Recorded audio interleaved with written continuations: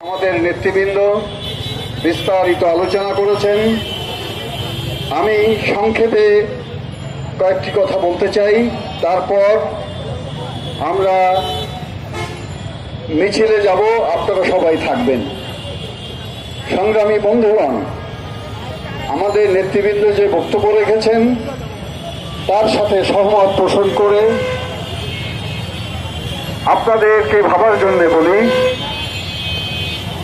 5ই আগস্টের যে অভ্যুত্থান, সেই অভ্যুত্থানে আমরা ফ্যাসিবাদকে পরাস্ত করেছিলাম এবং উদ্দেশ্য ছিল যে একটি গণতান্ত্রিক সরকার পরবর্তীতে প্রতিষ্ঠিত হবে। কিন্তু সেই পথে সরকার হাঁটছেন না। তারা নতুন সব পরিকল্পনা হাতে নিয়েছেন। সেই পরিকল্পনার ভেতর দিয়ে তারা নিজেদের আর একটা রাজনৈতিক দল করে ক্ষমতা সংহত করার চেষ্টা করছেন। ফলে এই সরকারের দায়িত্ব ছিল যে নির্বাচনের ভেতর দিয়ে ক্ষমতা হস্তান্তরের ব্যবস্থা করা, আর যারা ফ্যাসিবাদী হত্যাকারী তাদের গ্রেপ্তার করা, জনজীবনের সংকটগুলোয় হাত দেওয়া, এই রুটিন কাজটাই ছিল তার দায়িত্ব। কিন্তু তিনি এখন অনেক বড় বড় জিনিস দিয়েছেন। এখন আমাদের গ্রামে একটা প্রবাদ আছে যে কামার যা গড়ে তা মনে মনে গড়ে। তা ওনার মনের ভিতরে যে গড়ন, সেই গড়নটা দেখা যাচ্ছে। সংস্কারের নামে উনি সংবিধানে লিখে দিয়েছেন রাষ্ট্রধর্ম পরিবর্তন হবে না, রাষ্ট্রধর্ম থাকবে। উনি বলেছেন সমাজতন্ত্র থাকবে না, সমাজতন্ত্র নাকি ব্যক্তি মালিকানার অসুবিধা করে, রাষ্ট্রের অধীন গেলে ব্যক্তি পুঁজি বৃদ্ধির সংকট হয়, ব্যাখ্যা দিয়েছেন। উনি বলেছেন ধর্ম নিরপেক্ষতা থাকবে না, এবং ধর্ম নিরপেক্ষতা থাকলে নাকি বহুবাদিত্ব যে চেতনা, সেই চেতনা দুর্বল হয়ে যায়। অর্থাৎ উনি মুক্তিযুদ্ধের ভেতর দিয়ে অর্জন সমূহের মূল জায়গাগুলোতে উনি হাত দিয়েছেন। উনি একটা মৌলিক পরিবর্তনের, সংবিধানকে মৌলিকভাবে পরিবর্তন করার কথা বলছেন। এখন ইন্দ্রা সংবিধান সংস্কার করবেন কেন?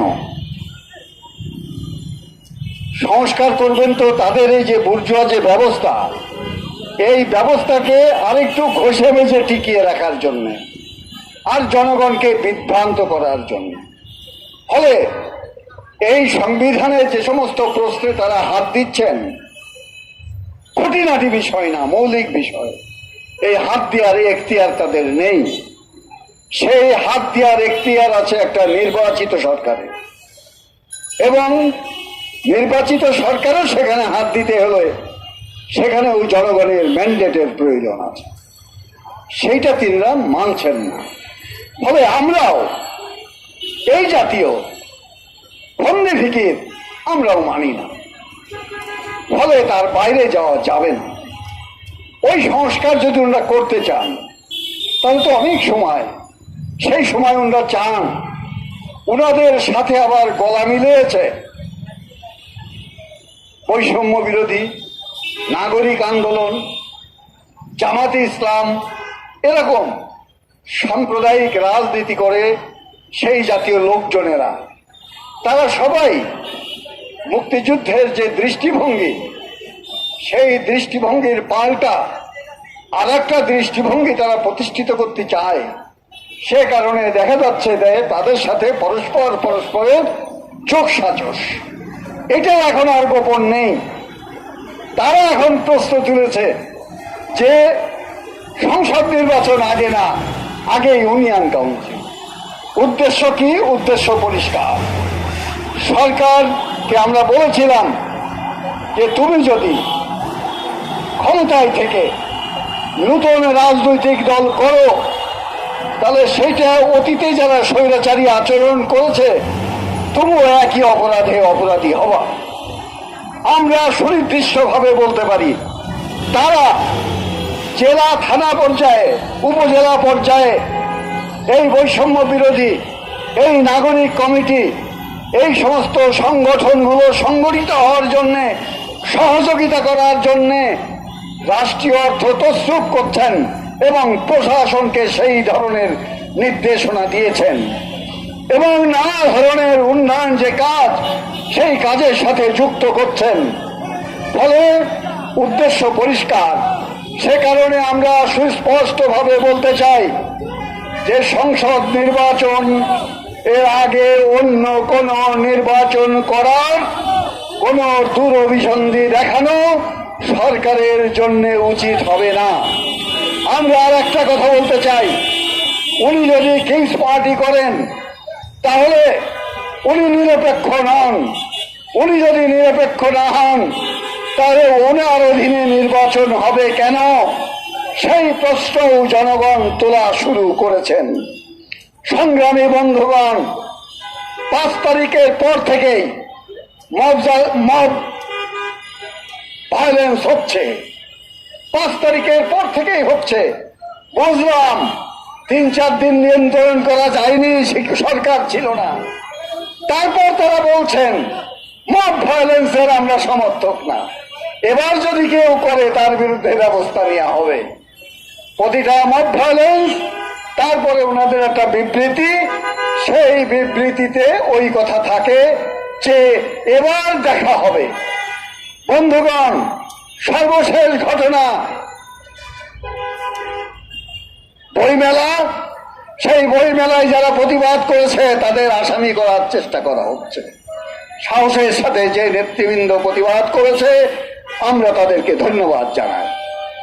সংগ্রামী বন্ধুগণ, আমরা বলেছিলাম যে মব ভায়োলেন্সের যারা সাথে যুক্ত তাদেরকে আইন আমলে আনা হোক।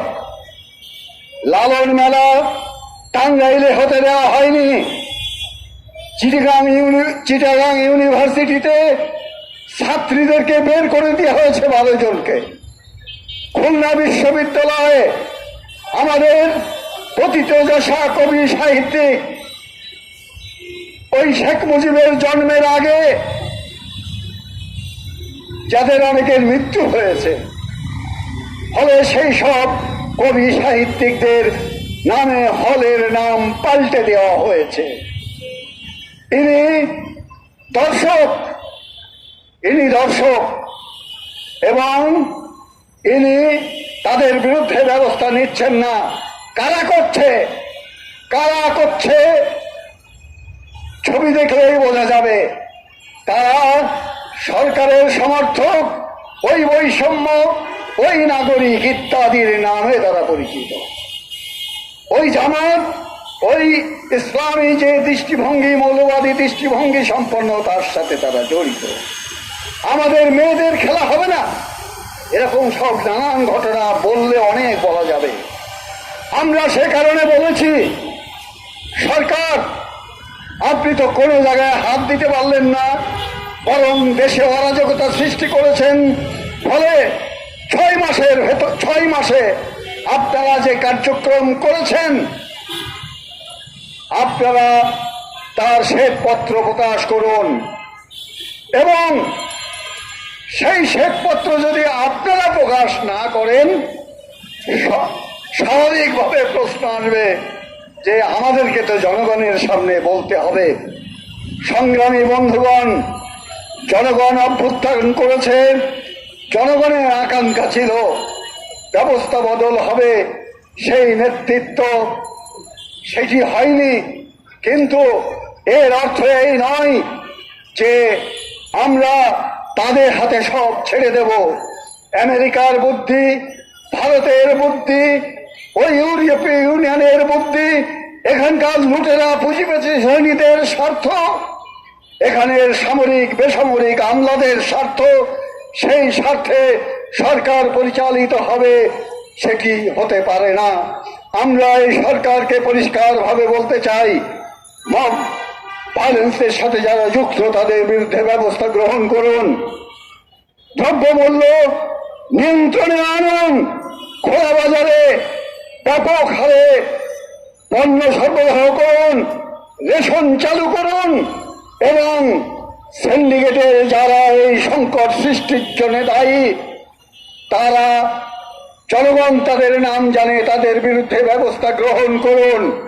আর কোনো টালবাহানা না করে আগে নির্বাচনের তারিখ ঘোষণা করুন।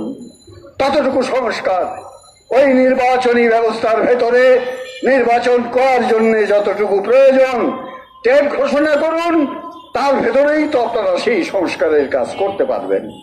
সংগ্রামী বন্ধুগণ, এই সকল জনগুরুত্বপূর্ণ এই দাবিতে দেশের আর একটা যে সংকট ঘনীভূত হচ্ছে, সেই সংকট মোকাবেলায় জনগণের যে শক্তি, সেই শক্তি এবং শাসন প্রতিষ্ঠিত করার জন্যে শ্রমিক, কৃষক, মেহনতি মানুষ সকল গণতান্ত্রিক শক্তিকে আমরা ঐক্যবদ্ধ হওয়ার আহ্বান জানাচ্ছি।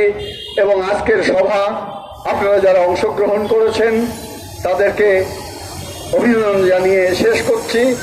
আমরা এখন মিছিলে যাব, আসুন সবাই সমবেতভাবে মিছিলে অংশ নিই।